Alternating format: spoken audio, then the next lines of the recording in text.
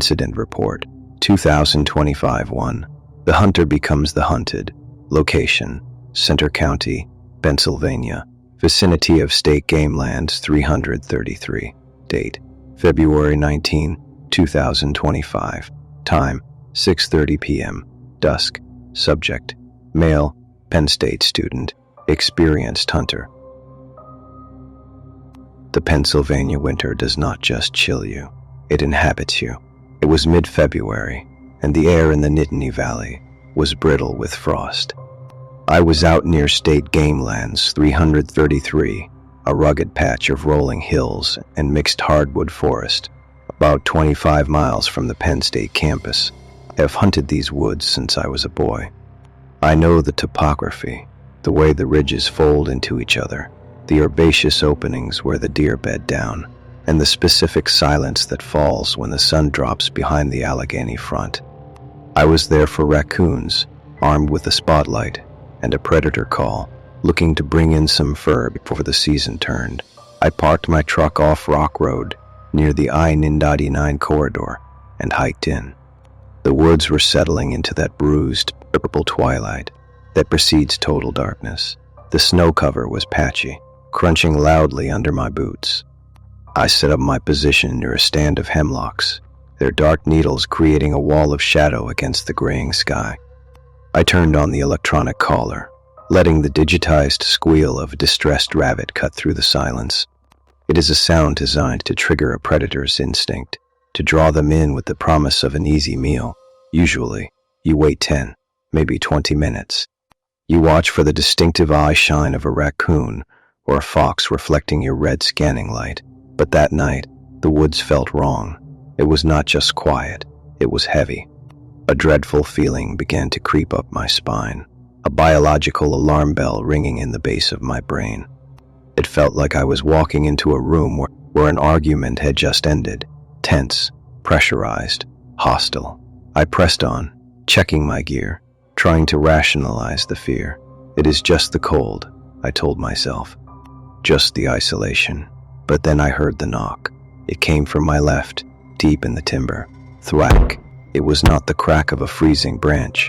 It was percussion. It sounded like a baseball bat striking a telephone pole, hollow, resonant, and impossibly loud. I froze, my hand tightening on my light. I scanned the tree line, the beam cutting a cone through the gathering dark. Nothing, just the endless pillars of oak and maple. I moved deeper into the woods, driven by a mix of curiosity and stupidity.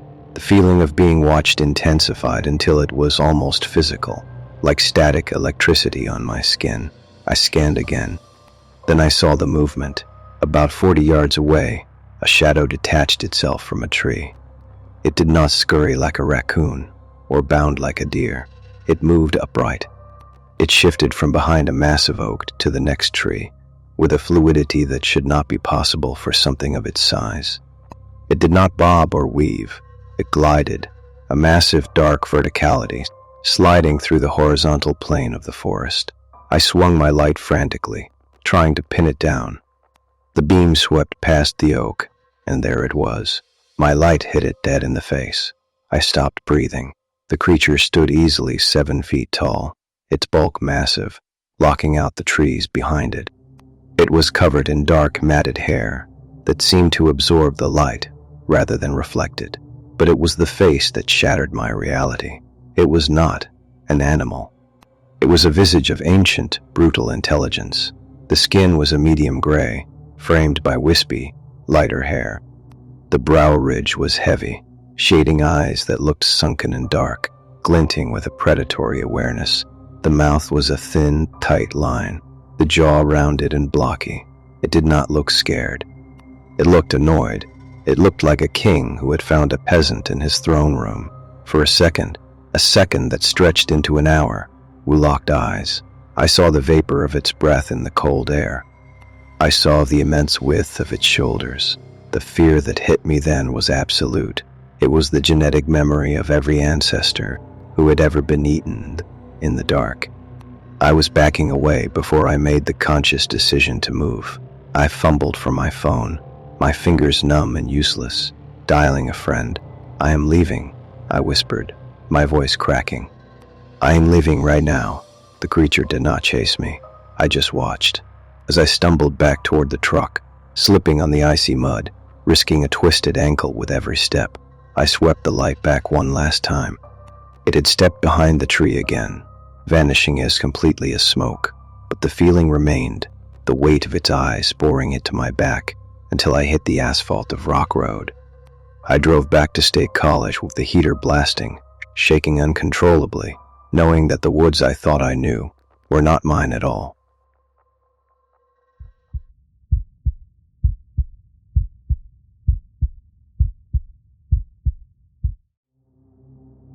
Incident Report 2025-2. The Titan of Route 7. Location: Jefferson County, Ohio State. Route 7, north of Steubenville.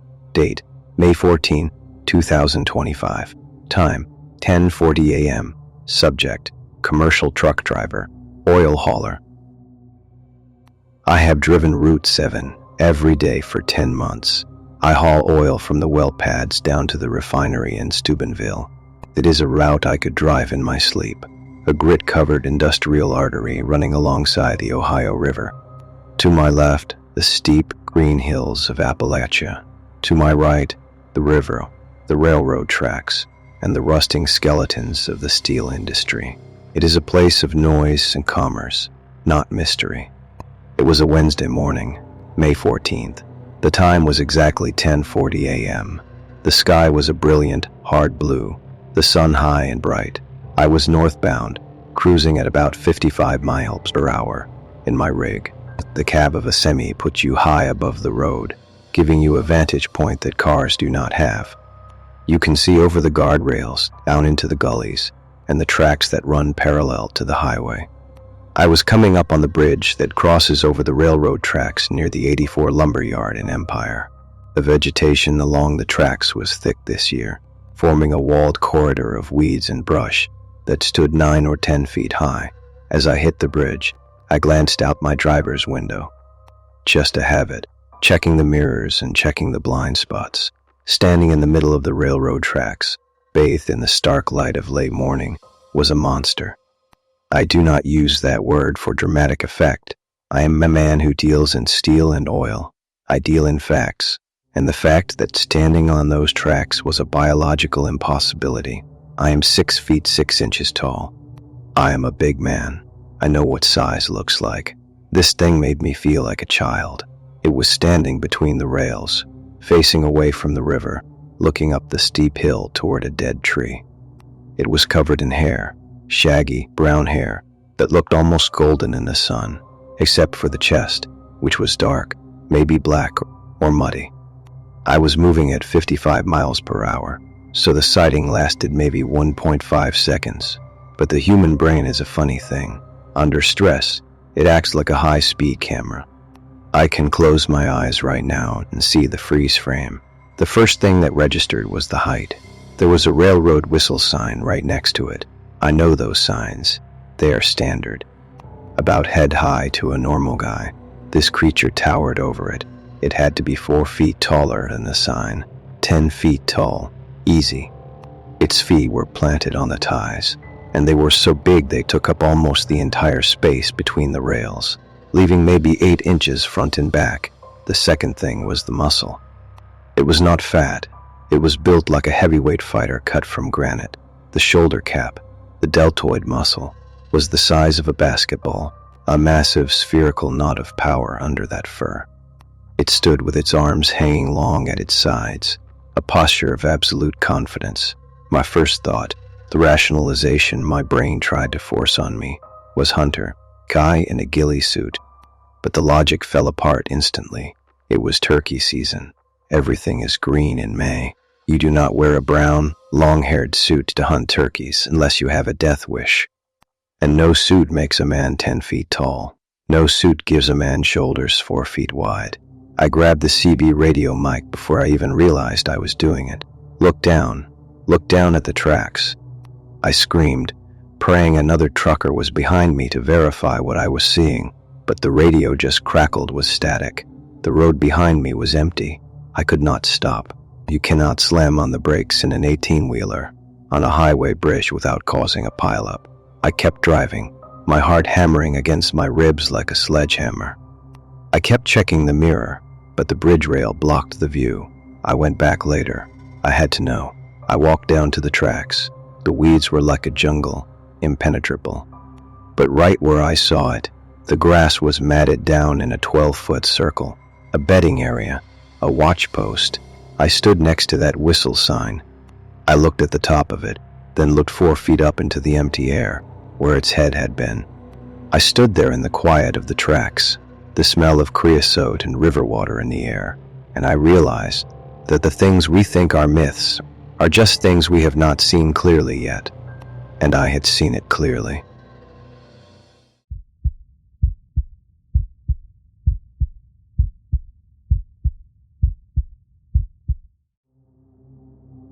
Incident Report 2025-3 The Silent Crossing. Location: Center County, Pennsylvania. Interstate 80 westbound. Date: October 4, 2025. Time: 5:30 p.m. Clear daylight. Subject: BG, returning traveler. Driving Interstate 80 is a hypnotic experience. It is a rhythmic thumping of tires on asphalt, a blur of trees and guardrails. My wife and I were heading west, returning home to western Pennsylvania after a trip east. It was October 4th, a Saturday. The time was 5:30 p.m. The sun was still up, casting long, golden shadows across the highway, illuminating the fall foliage that was just starting to turn. We were in the right lane, cruising at about 77 miles per h-hour. Traffic was light. There was a Subaru Crosstrek in front of me, maybe 160 yards ahead. We were in a valley stretch, with visible farms on the right, and a dense strip of forest coming up. The road was flat and straight, visibility perfect. Then, the world tilted. From the right shoulder, a figure stepped onto the highway. At first, my brain registered deer, then person. Then, what is that? It was tall, very tall, and it was all one color, a dark, uniform black or deep brown. It did not look like a man in clothes. It looked like a silhouette cut out of the scenery. It stepped into the right lane directly in front of the Subaru. I gripped the steering wheel, my knuckles turning white, bracing for the impact. I expected brake lights. I expected a swerve. I expected the sickening sound of metal hitting flesh, but the Subaru did not hit it. The figure moved with a speed and grace that defied physics. It did not run, it glided. That is the only word that fits. It was a smooth, lateral slide, a biomechanical impossibility. It covered the width of the lane in a single, fluid stride. It crossed the right lane. It crossed the path of the Subaru, its head visible above the roofline of the car. It crossed the passing lane. As the Subaru cleared my line of sight, I saw it fully. It was slender. Lanky is the word. Long, impossible limbs. Its arms hung down below its waist, swinging slightly with the momentum of its movement. It did not look muscular and bulky like the monsters in the movies. It looked like a long, dark phantom. It reached the left side of the highway, where the guardrail separates the westbound lanes from the grassy median. It did not break stride. It did not climb. It simply flowed over the guardrail, as if gravity did not apply to it, vanishing into the wooded median strip. The whole thing lasted 3 seconds. 3 seconds to shatter 50 years of believing I knew how the world worked. The Subaru sped up. It took the next exit, peeling off the highway like the driver was escaping a burning building. I followed them. I had to know. I exited, my truck tires squealing slightly on the ramp. We hit a red light at the bottom. I threw my truck into park and jumped out. I ran toward the Subaru, waving my arms. I needed validation. I needed someone else to say, yes, I saw the giant shadow. But as I got close, the light turned green. The driver did not look at me.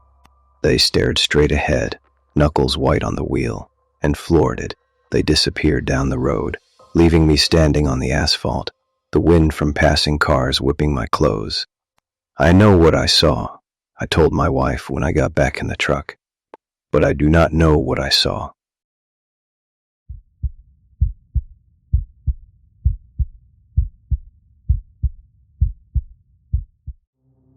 Incident Report 2025-4.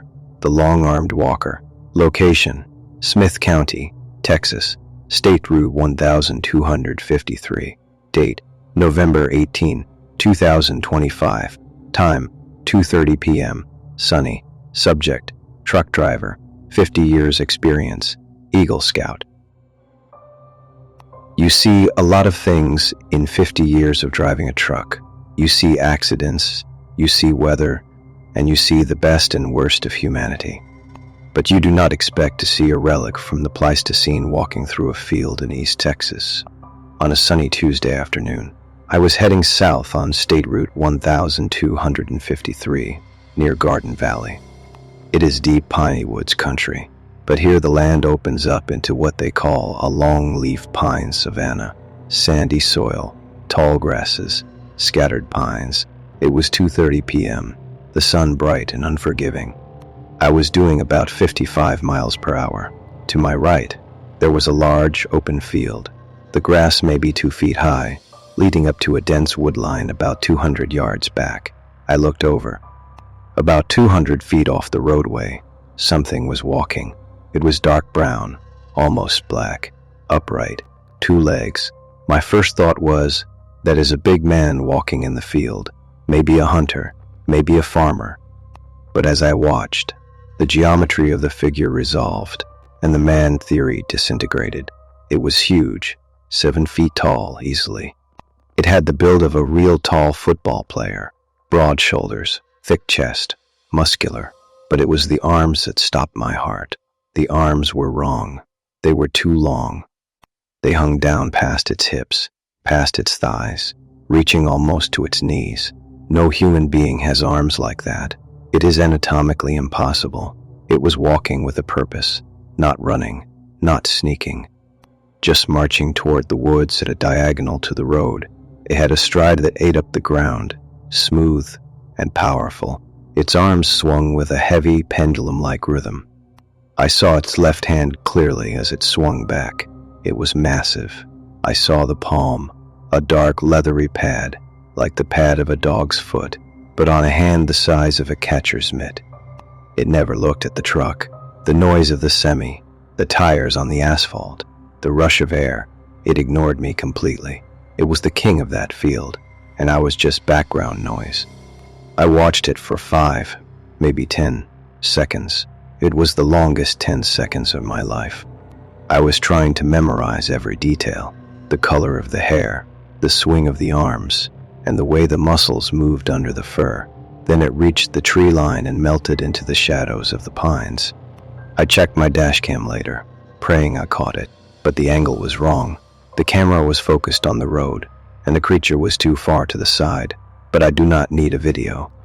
I have the image burned into my retina. I am an Eagle Scout. I am a former volunteer firefighter. I know how to observe, and I know that what walked across that field in Smith County was not a man.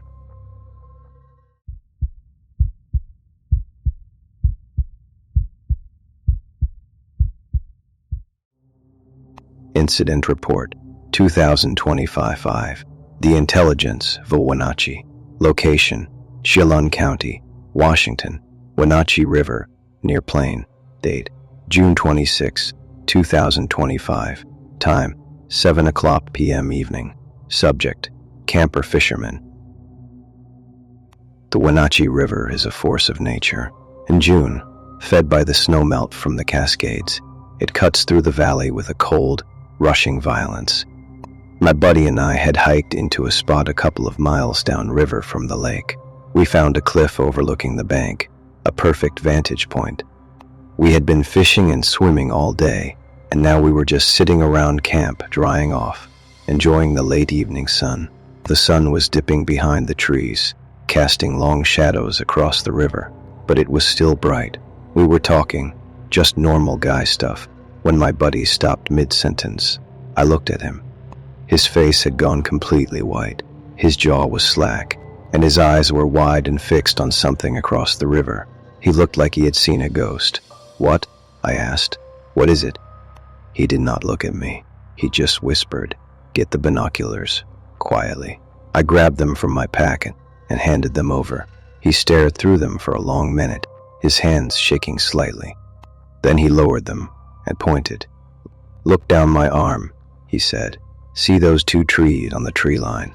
The leafy one in front? Yeah, look to the left of that tree." He handed me the binoculars. I lifted them to my eyes, adjusting the focus. The circle of vision blurred, then sharpened, and there it was, standing in the brush, maybe 100 yards away, was a creature. It was massive. The tree next to it was about 20 feet tall, and this thing stood nearly halfway up it, 8, maybe 10 feet tall. It was standing on 2 legs, broad as a barn door. It was not just tall, it was thick. It was covered in hair, a dark, reddish-brown color, like dried blood or mahogany. The hair was thick, matting over its body, but I could see the muscles underneath moving as it shifted. It was using its hands, human-like hands, dark-skinned, to push branches out of its way. It seemed to be organizing something, moving the brush around with a deliberate, casual strength. This was not an animal foraging. It was an intelligence manipulating its environment. I lowered the binoculars, blinked, and looked again. It was still there. "Do you see it moving?" I whispered. "Oh yeah," my buddy breathed. I looked back through the lenses. The creature paused. It turned its head. I saw its face in profile. It was ape-like, but flatter, a heavy brow, a flat nose, and a protruding mouth. It looked ancient. Then, it turned its head further. It scanned the river, looking upstream. Then, with a chilling precision, it looked up. It looked right at us. It knew we were there. I felt that look in my gut. It was not a casual glance. It was target acquisition. The moment it locked eyes with us, it dropped. It did not fall. It ducked down into the brush, disappearing instantly. We waited, holding our breath. 15 seconds later, I saw movement again. It broke from the cover and sprinted toward the deep woods. It ran on 2 legs upright with a terrifying speed. It covered ground like an Olympic sprinter, arms pumping, head down, vanishing into the shadows of the timber. We did not sleep that night. Every twig snap and every rustle of the wind sounded like giant footsteps. I got sick the next morning, nerves maybe, or something else, and we packed out. I left my fear on that riverbank, but the image of that reddish-brown giant looking up at me, that came home with me.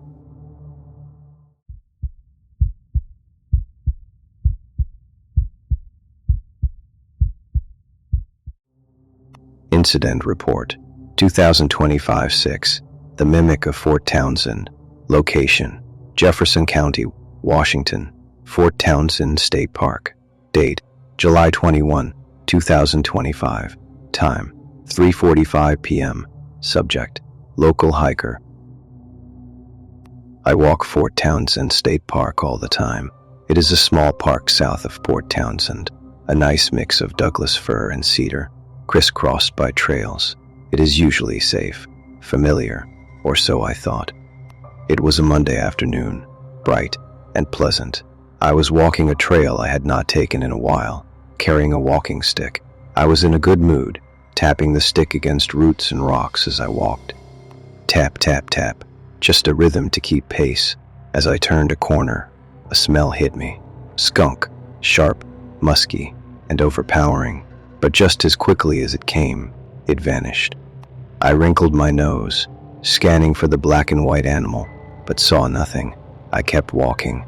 Then I heard it. Knock. It came from the woods to my left, a woody, hollow sound. I stopped. I waited. Knock. I pulled out my phone and opened the Merlin Bird app. I thought maybe it was a woodpecker or a raven. The app listened, analyzed, and came back with nothing. No birds. The woods was strangely quiet. I decided to test a theory. I took my stick and tapped a tree trunk hard.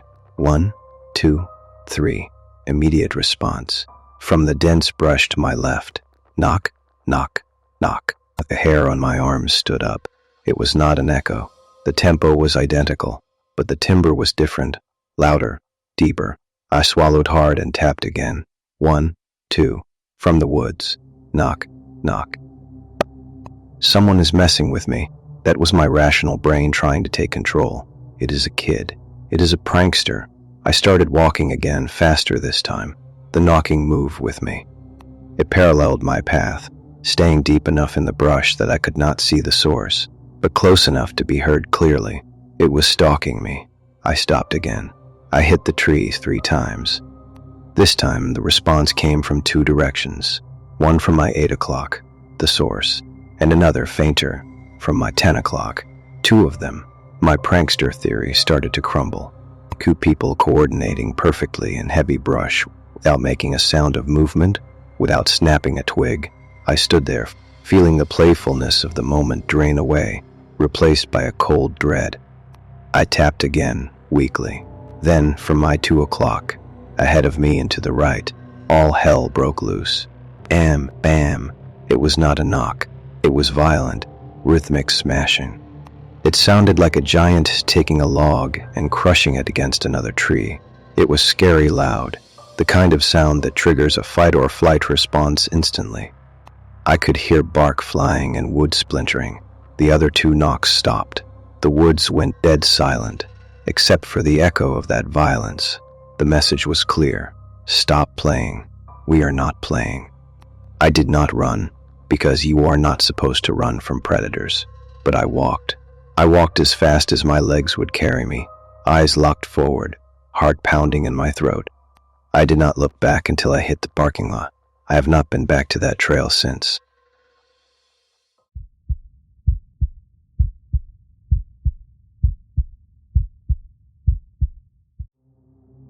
Incident Report, 2025-7, The Sentinel of the Rails. Location, Bradley County, Tennessee, Old Federal Road near Cleveland.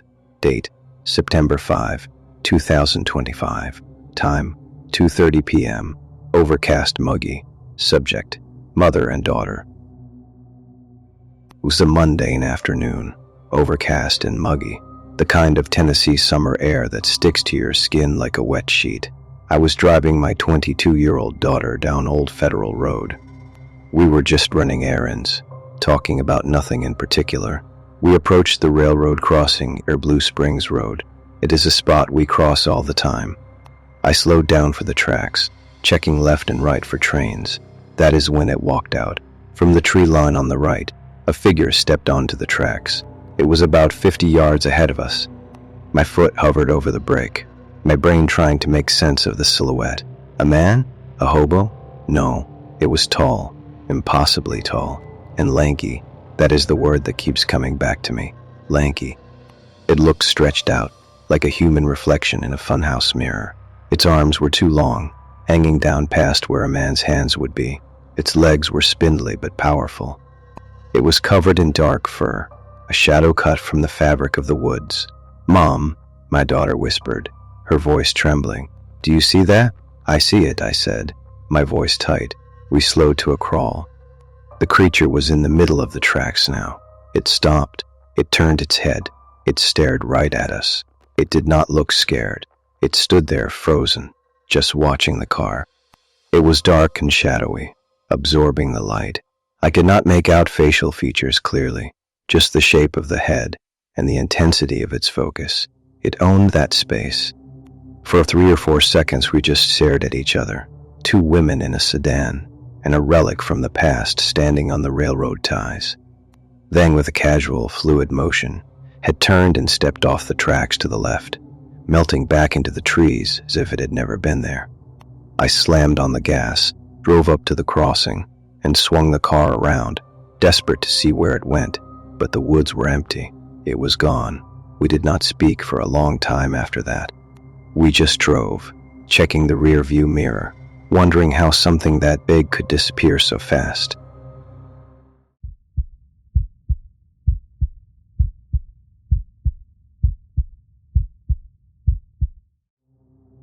Incident Report, 2025-8, The Siren of Manker Flats. Location, San Bernardino County, California, Mount Baldy Trailhead. Date, the September 9, 2025. Time, 7:45 a.m. Subject, police officer, LAPD. I am a cop. I work in LA. I have heard screams. I have heard people screaming in anger, in pain, and in terror. I know the sound of human vocal cords pushed to their limit. I know the difference between a cry for help and a death rattle. I was off duty, heading up to Manker Flats to hike the Mount Baldy Bowl. It is a steep climb, good training. It was early, about 7:45 a.m. The air was cool, maybe 55 degrees. The parking lot had about 15 cars, but it was quiet. People were already on the trail. I was at the back of my Jeep, tying my boots and getting my gear ready. I opened the tailgate, and the hydraulic hiss was the only sound. Then the world ripped open. From about a quarter-mile north, up toward the end of the road where the asphalt turns to trail, a sound erupted. It was not a howl. It was not a roar. It was a wail. A long, rising, undulating scream that hit a pitch and volume that should not be possible. It lasted for 10, maybe 15 seconds. I froze. My hand stopped on my bootlaces. The hair on the back of my neck stood straight up. It was not a coyote. Coyotes yip and chatter. It was not a mountain lion. They sound like a woman screaming. But this had power. It had chest capacity. It sounded massive. It resonated in the canyon walls. It triggered something primal in me. A strong emotional response, the report calls it. That is cop speak, for I was terrified. I stood there, a trained officer with 9 years on the force, and I could not move. I felt small. I fumbled for my phone, trying to get the camera open. My fingers felt thick and clumsy, and managed to hit record just as the sound was trailing off. I caught the last 2 seconds of it, a deep, mournful decay, and then the sound of dogs barking from the cabins nearby. They were going crazy. I played it back. It sounded even worse on the recording. I did not hike that day. I stood there for a long time, staring up at the tree line, wondering what kind of lungs could produce a sound that shakes the air like that. I remembered a footprint I had found on Sunset Peak 2 years ago. Huge, bare, and human-like. I had dismissed it then. I am not dismissing it anymore.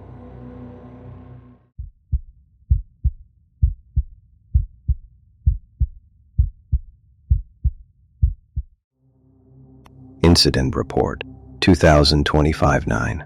The Percussionist of Grindstone. Location, Grayson County, Virginia. Grindstone Campground. Date, June 22, 2025. Time, 9:00 p.m. to 9:45 p.m. Night. Subject, nature photographer, SAR veteran. The Grindstone Campground is not what it used to be. It used to be a bustling spot in the Mount Rogers National Recreation Area, full of RVs and families. Now, due to infrastructure failure, it is a ghost town. Infrastructure rot has reclaimed most of the sites.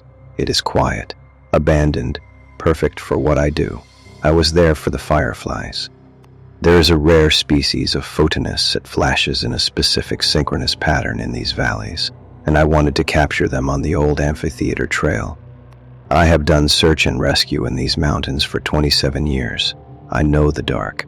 I know the silence. I do not scare easily. It was June 22nd. The heat was oppressive, sweltering, 90-degree humidity that made the air feel like soup. I set up my tripod and chair at the trailhead. I was the only soul in the campground. No other cars. No campers. Just me and the fading light. Dusk settled in around 9:00 p.m.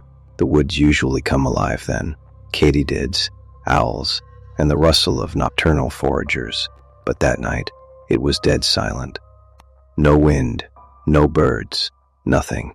Then, crack, it came from the woods directly in front of me. A single, violently loud knock. It sounded like a major league batter taking a full swing with a Lewis V slugger against a mature oak tree. The sound was physical. Felt the vibration of it in my chest. It reverberated through the hollow, echoing off the ridges. I sat there, frozen. My mind raced through the catalog of forest sounds I have learned over 3 decades. Woodpecker? No. Too singular. Too heavy. Falling branch? No. There was no crashing, no rustling of leaves, and no thud of impact with the ground. Bear? Bears are noisy. They break things. They huff, and they shuffle. This was deliberate. This was percussion. I waited. The silence rushed back in, heavier than before. I sat in the dark for 45 minutes, straining my ears. The fireflies were not showing. The air felt thick with static. At 9:45 p.m., it happened again. Crack. Same direction. Same massive force. But closer. Much closer. Maybe a few hundred feet southwest, down near the stream where I had been 2 days prior. It was not random. Something was letting me know it was there.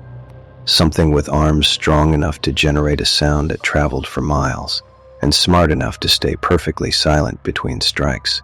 No footsteps, no breathing, just the knocks. I did not wait for a third one. I packed my gear, camera, tripod, chair, with practiced, trembling efficiency. I walked to my car, unlocked it, and drove out of the valley. I did not speed, but I did not linger. I stopped at the trailhead on the way out, empty. I was alone in that valley, with whatever made that sound. I have spent my life looking for lost people in these woods. That night, I realized I was the one who was found.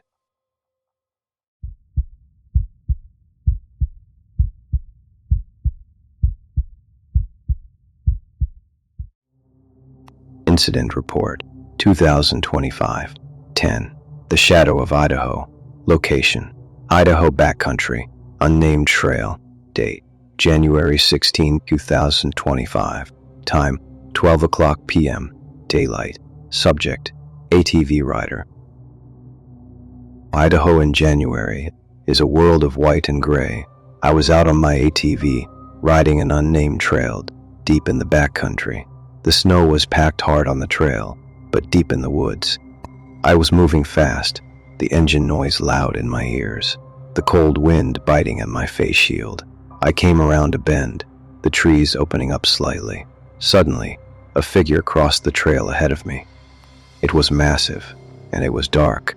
Not just dark fur, but like a shadow figure made of pure darkness. It moved from left to right, crossing the trail in 2 strides. I slammed on the brakes, the ATV skidding on the snow. I sat there, engine idling, staring at the spot where it had vanished. It was not a bear. Bears do not walk on 2 legs with that kind of speed. It was not a moose. It was humanoid, upright. I pulled the footage from my helmet cam later. You can see it, a dark, ape-like shape. The arms are long, swinging low. The legs are thick and powerful. It moves with a fluidity that defies the deep snow. It does not trudge. It flows.